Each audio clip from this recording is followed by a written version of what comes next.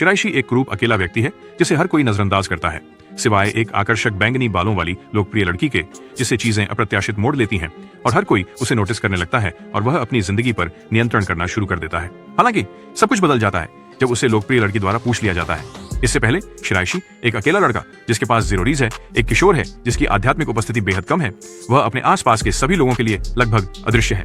उसने अपनी जीवन कहानी में पृष्ठभूमि के किरदार के रूप में अपनी भूमिका को स्वीकार कर लिया था। एक दिन जब वह कक्षा में बैठा था, एक हॉट और लोकप्रिय लड़की जिसका नाम कुबो नागिसा था, अचानक उसके सामने आकर उसकी तस्वीरें लेने लगी।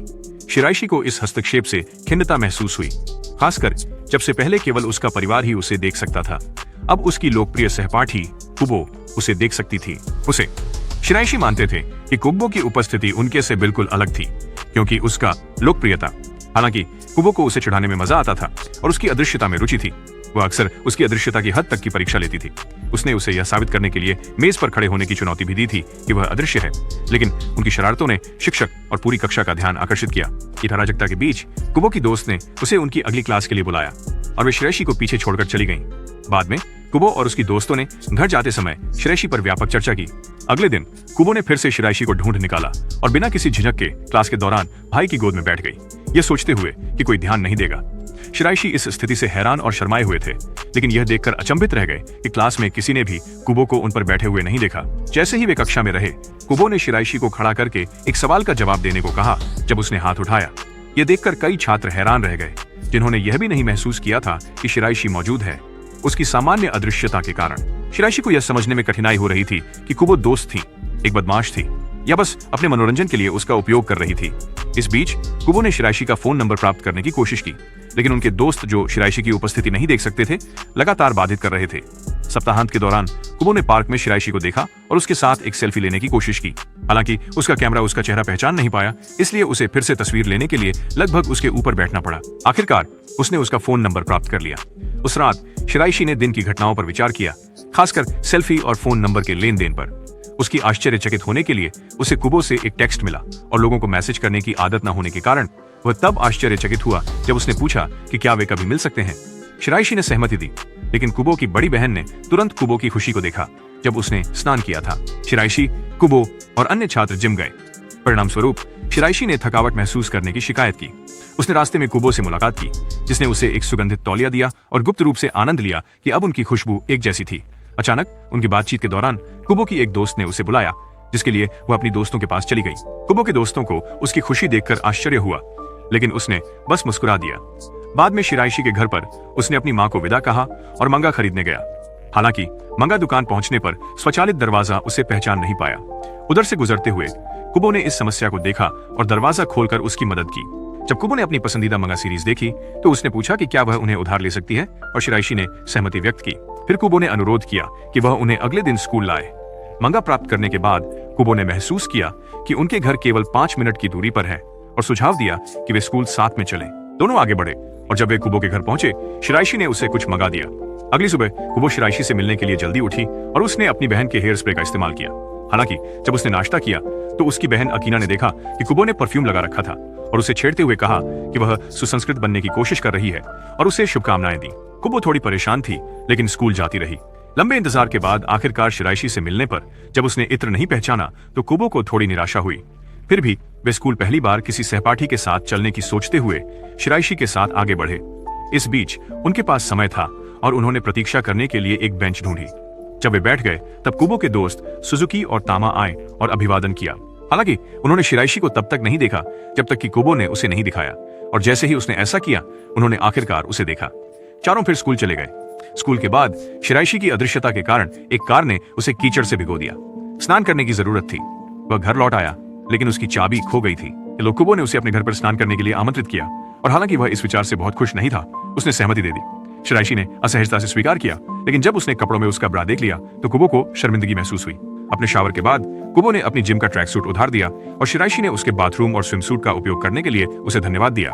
जाने से पहले कुबो ने देखा कि शिराइशी के बाल अभी भी गीले थे, इसलिए उसने उसे बाहर जाने से पहले उन्हें सुखाने की सलाह दी, जिसके लिए वह सहमत हो गया। बाद उन्होंने अलविदा कहा और शिराइशी घर की ओर चल पड़े, इस बात से पूरी तरह से सचेत कि वह कुबो के कपड़े पहने हुए थे। शिराइशी ने कुबो का ट्रैक सूट वापस कर दिया और तभी कुबो को पता चला कि शिराइशी उससे सिर्फ 1 इंच लंबा था। उसने उसे छेड़ा, ये बताते हुए कि आमतौर पर युगलों में लड़का 6 इंच लंबा होता है। यह सेमेस्टर का लगभग अंत था और शिराइशी, कुबो और अन्य छात्र अपनी परीक्षा अपने शिक्षक मिस्टर यूनजिन सेंसेई को सौंप रहे थे। परीक्षा के बाद शिराइशी ने कुबो को अलविदा कहा, यह बताते हुए कि उसे कुछ काम निपटाने हैं। इस बीच कुबो की डेस्क पर उसकी दोस्त तामा और अजुकी ये पूछने आई कि परीक्षा कैसी गई। बाद में स्कूल के बाद शिराइशी अपने छोटे भाई सेता के साथ था। एक महिला आई, ये सोचते हुए कि बच्चा अकेला है क्योंकि शिराइशी अदृश्य था, लेकिन वह जल्दी से सामने आया और महिला को बताया कि बच्चा उसके साथ है। कुबो ने अचानक पार्क में शिराइशी को उसके छोटे भाई सेता के साथ देखा। वह उसके पास एक ड्रिंक लेकर पहुंची। सेता ने जोर देकर कहा कि वे सब मिलकर ड्रिंक साझा करें। हालांकि कुबो ने देखा कि शिराइशी केवल पीने का दिखावा कर रहा है और सही तरीके से अंदाजा लगाया कि वह अप्रत्यक्ष चुंबन से शर्मिंदा है। बाद में उस रात शिराइशी ठंड के कारण अपनी मंगा पढ़ रहे थे। कुछ समय बाद वह मंगा पोस्टर खरीदने के लिए एक सुविधा स्टोर गए। हालांकि स्टोर में शिराइशी को शर्मिंदगी महसूस हुई क्योंकि पोस्टर वाली मैगजीन के कवर पर एक बिकिनी मॉडल थी। अचानक अकीना, जो कुबो की बहन और स्टोर में कर्मचारी है, दिखाई दी। उसने तुरंत कहा कि वह पत्रिका जो वह पकड़े था वह वयस्कों के लिए थी। शिराइशी ने बताया कि वह उसे वापस रख रहा था क्योंकि किसी और ने उसे छोड़ दिया था। फिर भी अकीना ने उसे बेच दिया, लेकिन उसे यह पता नहीं था कि वह कुबो का दोस्त है। शिराइशी ये देखकर हैरान था कि अकीना उसे देख सकती है। खरीदने के बाद उसने उसे अलविदा कहा और चला गया। हालांकि अकीना ने देखा कि उसने अपना छात्र आईडी गिरा दिया था। जब अकीना घर लौटी तो उसने आईडी कुबो को वापस देने के लिए दी और टिप्पणी की कि उसने एक पत्रिका खरीदी थी जिसमें बड़े खरबूजे की छवियां थीं। ये सुनकर कुबो हैरान हो गई क्योंकि उसके खुद के खरबूजे मध्यम आकार के थे। उसने शिराइशी से पूछा कि क्या वह बड़े स्तनों को पसंद करता है और उसकी शर्मिंदगी को छुपाते हुए उसे छेड़ा। कुबो ने शिराइशी के साथ खरीदारी करने के लिए क्रिसमस की पूर्व संध्या पर समय बिताने का आयोजन किया। पहुंचने पर कुबो ने खुलासा किया कि उसने उसके लिए एक उपहार खरीदा था। शिराइशी जल्दी से उसके लिए एक उपहार खरीदने गया और उसके पहनावे से मेल खाते दस्ताने चुने। कुबो ने जो उसके लिए खरीदा था उससे वह शर्मिंदा हुई, जो उसे देखने में आसान बनाने के लिए एक चमकीला पीला मुख्य किरदार वाली शर्ट थी। शिराइशी सीता के साथ मजे कर रहा था जब कुछ आश्चर्यजनक हुआ। अचानक से कुबो आ गई और उनके खेलने के समय में खलल डाला। शिराइशी बस मजाक कर रहा था और कुबो ने एक वीडियो रिकॉर्ड करना शुरू कर दिया। शिराइशी की जेब को बिना रुके कैद कर लिया। अगले दिन स्कूल में शिराइशी और कुबो के बीच कुछ अजीब हुआ। शिराइशी ने गलती से 2 अलग अलग मोजे पहन लिए, लेकिन केवल कुबो ने इसे देखा। इसके बदले में कुबो ने टाइट्स पहने थे क्योंकि उसके मोजे अभी भी गीले थे उस दिन से। इससे पहले शिराइशी उसे थोड़ी देर तक घूरते रहे और क्लास के दौरान कुबो ने एक चंचल मुस्कान के साथ उन्हें चिढ़ाया। उनकी उबाऊ होमवर्क सत्र के दौरान शिराइशी ने देखा कि कुबो के व्यवहार में थोड़ा बदलाव आया है, जिससे वह उत्सुक हो गए। स्कूल के बाद कुबो ने शिराइशी को पास की एक दुकान में एक फैंसी पेय आजमाने के लिए आमंत्रित किया, कहते हुए कि वह ऑर्डर में कोई गलती करने से बचने के लिए उसकी मदद चाहती थी। शिराइशी एक पल के लिए अनिश्चित था, इस ख्याल से ललचाते हुए कि किसी तरह से परोक्ष रूप से सभ्य बन सकता है। फिर भी कुबो ने चालाक मुस्कान के साथ रवाना होने से पहले शिराइशी के स्नैक का एक टुकड़ा ले लिया। उसे इस नए जुड़े को अपनाने या छोड़ने पर विचार करते हुए छोड़ दिया। उसी पल जब वह विचारों में डूबा था, एक अप्रत्याशित टक्कर ने उसके विचारों को बाधित कर दिया, जिससे उसने अनाड़ीपन से अपना नाश्ता गिरा दिया। एक घटना का ध्यान नहीं गया उन 2 लड़कियों को जिन्होंने अनजाने में उसे धक्का दिया, जैसे वे उसकी उपस्थिति से अनजान थीं, उसकी अजीब अदृश्यता को बनाए रखते हुए। वैलेंटाइन डे पर शिराइशी को ज्यादा उम्मीद नहीं थी। उसे लगा जैसे वह पर्याप्त आकर्षक नहीं है। फिर भी एक अप्रत्याशित खोज उसकी मेज पर उसका इंतजार कर रही थी, एक अकेला चॉकलेट हार्ट, जिसे उसने सहज रूप से एक गलत रखी हुई मिठाई मानकर नजरअंदाज कर दिया। एक रहस्यमयी विचार उसके मन में कौंधा, जिससे उसे लगा कि शायद कुबो ही वह रहस्यमयी संरक्षक हो सकता है। भाग्य के एक समय पर मोड़ में कुबो उसके पास प्रकट हो गई और शिराइशी ने किसी के द्वारा उसे वैलेंटाइन चॉकलेट देने की असंभव धारणा के बारे में अपनी शंका व्यक्त करने की चुनौती का सामना किया। उसने सांस रोककर सोचा भी नहीं कि कोई उसके लिए ऐसा इशारा करेगा। हालांकि कुबो ने चतुराई से उसके डेस्क के नीचे छुपाई हुई चॉकलेट को देखा और उसे छुपे हुए गुप्त प्रशंसक के रूप में तुरंत माना, जिससे शिराइशी इस अज्ञात प्रशंसक की पहचान को लेकर हैरान रह गया। बाद में अपने घर के अंदर कुबो ने एक पाक महत्वाकांक्षा को अपनाया जो उसके सामान्य प्रयासों से अलग था। सामग्री से भरे बैग के साथ सुसज्जित उसने एक पाक कला परियोजना शुरू करने की आकांक्षा की। अपनी कुख्यात रूप से खराब समझी जाने वाली पाक कला प्रतिष्ठा को जानकर उसने दिल के आकार की चॉकलेट बनाने में पूरी रात लगा दी थी, यहाँ तक कि उसने अकीना की मदद। हालांकि अकीना की चिढ़ाने की संभावना एक अपरिहार्य परिणाम बनी रही। शिराइशी को ध्यान से बनाया गया चॉकलेट दिल पसंद आया। इसके स्रोत का रहस्य उसे उलझाए रखता था, जिससे वह यह समझने में सचमुच उलझा हुआ था कि इस दिल से भरे इशारे का देने वाला रहस्यमय शख्स कौन है। शिराइशी ने अपना दोपहर का खाना लिया और बाहर खाने का चयन किया। जो उसकी सामान्य अकेली दोपहर की खाने की दिनचर्या से अलग था। जैसे ही वह अपना खाना शुरू करने वाला था, कुबो अप्रत्याशित रूप से उसके साथ शामिल हो गई, क्योंकि उसकी दोस्तें तमा और अजुकी कहीं और व्यस्त थीं। कुबो ने उनके लंच साझा करने का प्रस्ताव दिया, हाथ से खिलाने के इशारे में रुचि व्यक्त की। शिराइशी ने उसे हाथ से खिलाने के उसके प्रारंभिक प्रयास से बचने की कोशिश की, लेकिन अंततः उसे हाथ से खिलाने के लिए बाध्य हो गया, जिससे वह बहुत प्रसन्न हुई। उसने निश्चय किया कि अगली बार लंच के समय उसके साथ कुछ विशेष बनेगी। बाद में टैमा, अजुकी और कुबो के साथ एक बातचीत सत्र के दौरान टैमा ने कुबो की व्यक्तिगत प्रगति की प्रशंसा की। दिलचस्पी से उसने कुबो से प्यार के बारे में पूछा। इस पूछताछ ने कुबो को थोड़ी देर के लिए शब्दहीन कर दिया, लेकिन अंततः उसने खुलासा किया कि वह शिराइशी के साथ संस्कृति से परिपूर्ण होना चाहती है। इसके परिणाम स्वरूप उसके दोस्तों ने निष्कर्ष निकाला कि कुबो शिराइशी के साथ कुछ योजना बनाना चाहती थी। दूसरी ओर तामा ने निराशा व्यक्त की, क्योंकि उसे शिराइशी दिखने में, एथलेटिक्स में और समग्र आकर्षण में प्रभावित करने वाला नहीं लगा। कुबो को इस मूल्यांकन पर आपत्ति थी, ये कहते हुए कि तामा शिराइशी के सच्चे रूप से अनजान बनी हुई है, जो उनके साधारण बाहरी दिखावे के पीछे छिपा है। उस पल में दो दोस्तों ने संभावना पर विचार करना शुरू किया कि शायद कुबो की शिराइशी के प्रति भावनाएं केवल एक आकर्षण से परे हो सकती हैं। हालांकि कुबो खुद अभी तक अपनी भावनाओं की गहराई को नहीं समझ पाई थी। अगले दिन शिराइशी सामान्य से पहले स्कूल पहुंच गया, यह उम्मीद में कि वह कक्षा में अकेला जल्दी पहुंचने वाला होगा। उनके आश्चर्य के लिए उन्होंने पाया कि कुबो उनसे पहले ही पहुंच चुकी थी। उन्होंने कुबो के संगीत को सुनते हुए शिराइशी की कुर्सी साझा करने का निर्णय लिया, जबकि उनकी कक्षा के सहपाठियों ने शिराइशी के गीतों में से एक की मांग की। हालांकि शिराइशी ने यह कहते हुए अस्वीकार कर दिया कि उनके गाने, जो एनिमे और वीडियो गेम से प्रेरित होते हैं, अच्छे नहीं हैं। कुबो ने शिराइशी के जबरदस्त मंगा उत्साह को देखते हुए उसका पसंदीदा एनिमे फिल्म देखने का निर्णय लिया। इस कुबो की बहन अकिना स्नान से बाहर आई, ये जानने के लिए उत्सुक कि कुबो कौन सी मूवी देख रही थी। हंसते हुए अकिना ने कुबो की मंशा और उसके कार्यों के पीछे का कारण सही समझ लिया। श्वेत दिवस पर शिराइशी के पास चॉकलेट्स थे, लेकिन वह अब भी उस प्राप्तकर्ता को लेकर अनिश्चित था, क्योंकि उसकी गुप्त प्रशंसक अज्ञात थी। कक्षा में शिराइशी की असहजता स्पष्ट थी, जिसे कुबो ने अनदेखा नहीं किया। यह महसूस करते हुए कि शिराइशी के मन में कुछ है, उसने कुबो से व्यक्तिगत रूप से मिलने का अनुरोध किया। उनकी मुलाकात के दौरान शिराइशी ने कुबो को एक चॉकलेट दी, ये उम्मीद करते हुए कि वह उसके गुप्त प्रशंसक की पहचान के बारे में कुछ जानती होगी। हालांकि कुबो ने चॉकलेट ली और शिराइशी से इसके बारे में चुटकी ली, जिससे वह पहले से और भी ज्यादा उलझन में पड़ गया। शिराइशी सड़क पर चल रहा था जब उसका बटुआ गिर गया। तुरंत ही एक युवा लड़की जिसका नाम साकी था, जिसने उसे सड़क पर चलते हुए देखा, बटुआ उठाया और उसे वापस दे दिया। अचानक अकीना आ गई, जिससे शिराइशी आश्चर्यचकित हो गया। हालांकि अकीना ने उसे उस व्यक्ति के रूप में पहचाना जो उस दिन 18+ नग्न पत्रिका पढ़ रहा था, इसलिए उसने पूछा कि क्या उसे कुबो से एक पहचान पत्र मिला था। आश्चर्य में शिराइशी ने जवाब दिया कि हाँ, मिला था, लेकिन वह शर्मिंदा था क्योंकि उसे पता चला कि अकीना कुबो की बहन है और साकी उसकी चचेरी बहन है।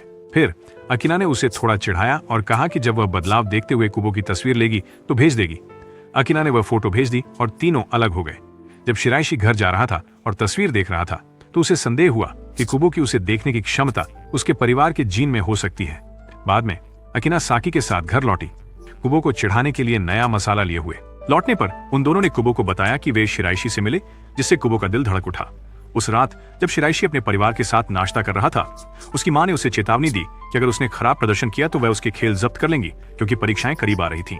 अगले दिन स्कूल में शिराइशी के शिक्षक मिस्टर सेंसेई ने उन्हें सलाह दी कि वे कड़ी मेहनत करें, क्योंकि परीक्षाएं अगले सप्ताह थीं। बाद में शिराइशी अध्ययन के लिए पुस्तकालय गए, जब उन्होंने देखा कि कई लोग कक्षा में पढ़ाई कर रहे थे। हालांकि कुबो अचानक कहीं से आ गए और उसे गणित हल करने में मदद की। अंत में एक उत्कृष्ट शिक्षक साबित हुए।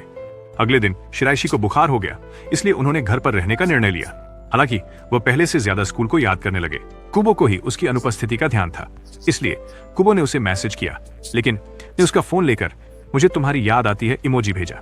शिराइशी ने जल्दी से समझाया तो कुबो ने उसे चिढ़ाते हुए तुम्हारे बिना अकेला इमोजी भेजा, जिसे उसने कहा कि अकीना ने भेजा था। उसे मैसेज करने के बाद वह स्कूल से घर वापस जाने लगी। अगले दिन शिराइशी स्कूल देर से आया, लेकिन उसने हॉलवे में कुबो से मुलाकात की। अब उसे बुखार हो गया था।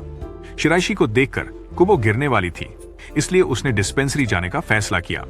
चूंकि सभी कक्षा में थे जब क्विज हो रहा था, केवल शिराइशी फ्री था, इसलिए शिराइशी ने उसे अस्पताल तक ले जाने का फैसला किया, क्योंकि उसे डर था कि वह अकेले चलने पर सीढ़ियों से गिर सकती है।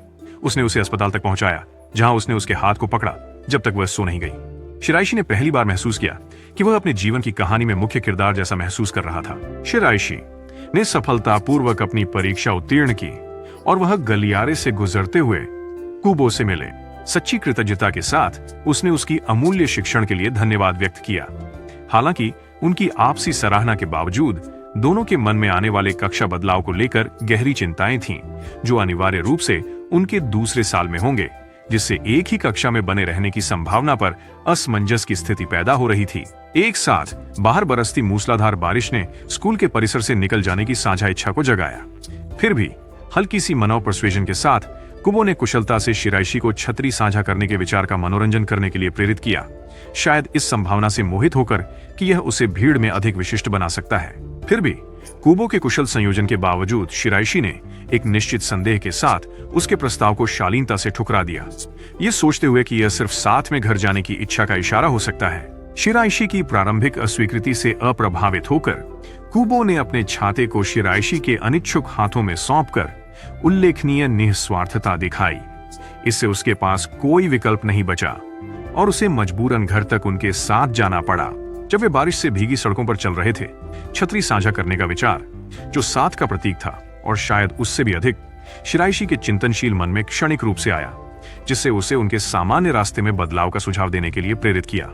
हालांकि जब वे अपने अपने घरों के करीब पहुंचे तो अकीना के साथ हुई एक अप्रत्याशित मुलाकात ने उनके दिन में एक अनदेखा आयाम जोड़ दिया। दिलचस्प बात यह थी कि इस बार अकीना ने अपने सामान्य तरीके से कुबो को चिढ़ाने का फैसला नहीं किया।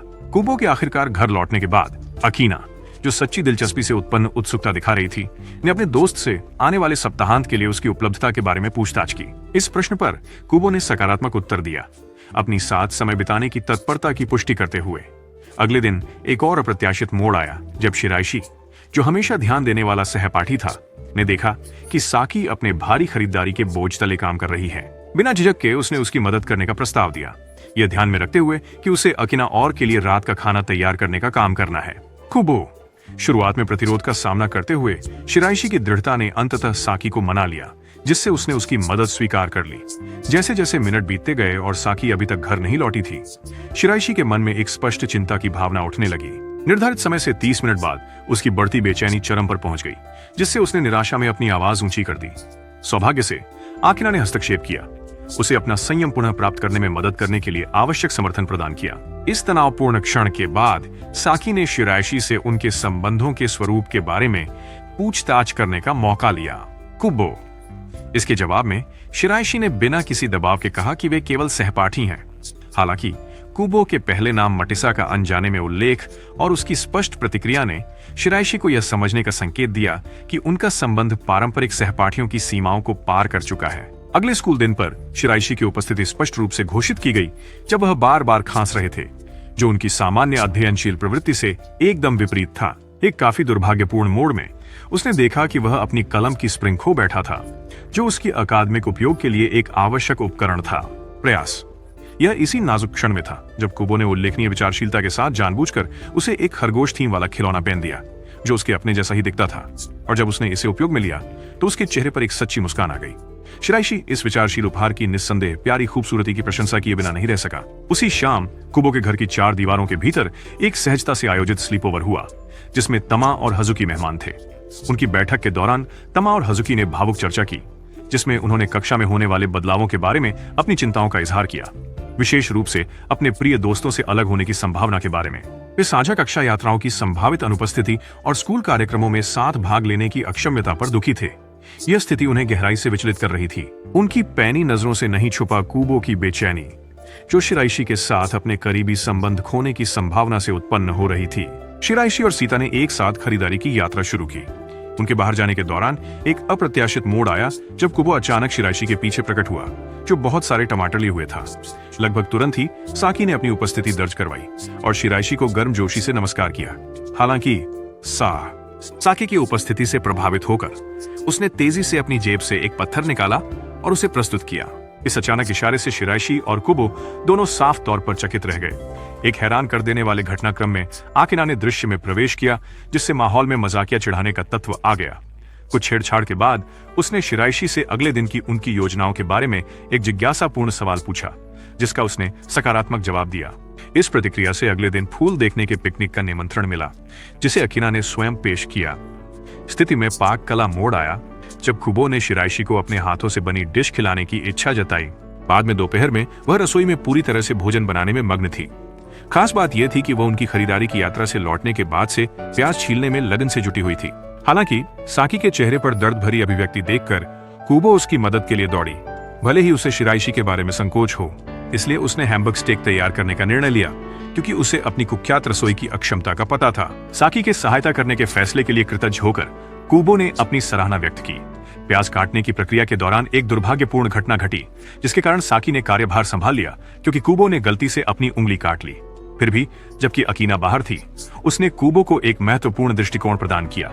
उसने अपनी बहन को गलती से सीखने और काम को एक बार फिर से प्रयास करने के लिए प्रोत्साहित किया, ये बताते हुए कि गलतियां निरर्थक नहीं होती, बल्कि मूल्यवान अनुभवों का हिस्सा होती हैं। कुबो ने अपनी बहन की बुद्धिमत्ता से सहमति जताई और नई दृढ़ संकल्प के साथ उसने स्टेक को उत्कृष्ट रूप से तैयार किया।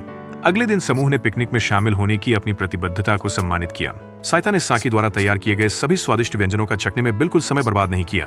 कुबो ने हमेशा दूसरों का ख्याल रखते हुए सुनिश्चित किया कि शिराइशी ने उन स्टेक्स का स्वाद लिया जो उसने बड़ी मेहनत से तैयार किए थे, और उनके स्वाद में उनकी खुशी ने उसे संतोष का एहसास दिलाया। हालांकि शांत पिकनिक में एक अप्रत्याशित मोड़ तब आया जब अकीना शराब के नशे में शिराइशी को छेड़ते हुए कहने लगी कि उन्हें सुसंस्कृत होना चाहिए और शादी करनी चाहिए।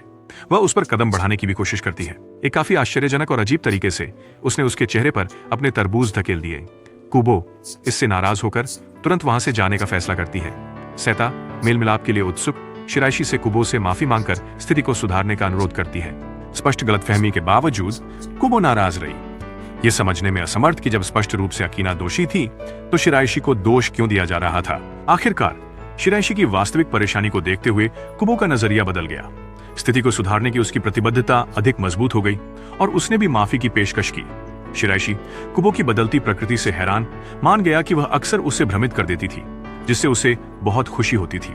एक अप्रत्याशित मोड़ में उसने यह विषय उठाया कि क्या शिराइशी अगले वर्ष उसकी कक्षा में रहना पसंद करेगा, एक प्रश्न जिसने उसे सुखद आश्चर्यचकित कर दिया। दूसरा साल शुरू हुआ और शिराइशी के स्कूल जाने के रास्ते में लोग उसकी मौजूदगी का एहसास होने पर चौंक गए जब उसने छींक दी, क्योंकि उसे अजेय माना जाता था।